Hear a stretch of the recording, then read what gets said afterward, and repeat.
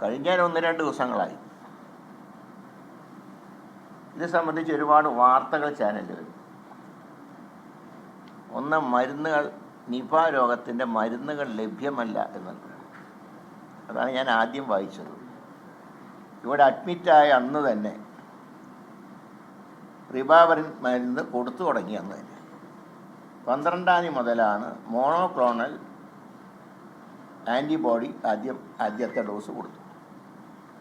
Remdesivir മരുന്ന് ഇന്ത്യയിലൊരിടത്തും ഉണ്ടായിരുന്നില്ല. ആദ്യം ചെന്നൈയിലുണ്ടെന്ന് പറഞ്ഞു. ചെന്നൈയിൽ നോക്കിയപ്പോൾ ഔട്ട് ഓഫ് സ്റ്റോക്കാണ്.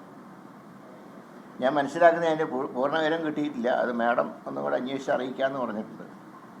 2021 ശേഷം ഈ മരുന്ന് പർച്ചേസ് ചെയ്തിട്ടില്ല എന്നാണ് കിട്ടിയ പ്രാഥമിക വിവരമാണ്.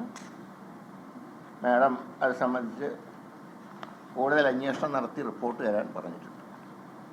പിന്നെ ഇവിടെയുള്ളത് ആരോഗ്യമന്ത്രി സ്ഥലത്ത് നിന്ന് പ്രവർത്തനത്തിന് നേതൃത്വം നൽകിയില്ല. ഒരു കാര്യം മനസ്സിലാക്കേണ്ടത്, മുമ്പ് 2018 അന്ന് ഈ രോഗം പടർന്നു പിടിച്ചിരുന്നു.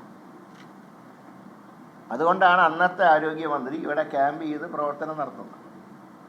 ഇന്നിപ്പോൾ നിങ്ങൾക്കറിയാം, ഷിഗല്ല രോഗമുണ്ട്.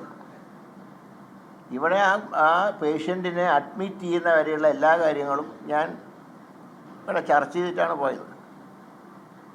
മാത്രമല്ല, ഒരു സെൻട്രലൈസ്ഡ് പ്രവർത്തനങ്ങൾക്ക് കുറേ കൂടെ സൗകര്യം തിരുവനന്തപുരമാണ്. കാരണം ഇത് മാത്രമല്ല, നിപ മാത്രമല്ല, നിപ വ്യാപിച്ചിട്ടുമില്ല. നിപയുടെ കൂടുതൽ പോസിറ്റീവ് കേസുകൾ റിപ്പോർട്ട് ചെയ്തിരുന്നെങ്കിൽ ഞാൻ അന്ന് തന്നെ മടങ്ങിയെത്തിയാണ്. പക്ഷേ ഈ ഒറ്റ കേസേ ഉണ്ടായിട്ടുള്ളൂ. കൂടുതലെല്ലാം നെഗറ്റീവാണ്. അപ്പോൾ കുറേ കൂടെ സൗകര്യം തിരുവനന്തപുരമാണ് എന്നുള്ള ധാരണയിൽ അപ്പോൾ DMEനി, health additional secretary, health principal secretary, DHS ഇവരെയൊക്കെ കോർഡിനേറ്റ് ചെയ്യാൻ എളുപ്പമാണ്. കളക്ടർമാരുമായിട്ട് ഞാൻ 2 കോൺഫറൻസ് നടത്തി തിരുവനന്തപുരത്ത് എൻ്റെ ഓഫീസിൽ. അപ്പോൾ എല്ലാം സ്റ്റേബിളാണ് റിപ്പോർട്ട് അനുസരിച്ച്. നിപ ഷിഗല്ല പ്രതിരോധ നടപടികളുമായി ബന്ധപ്പെട്ട ഉന്നതതല യോഗത്തിന് ശേഷം ആരോഗ്യമന്ത്രി സംസാരിക്കുകയായിരുന്നു.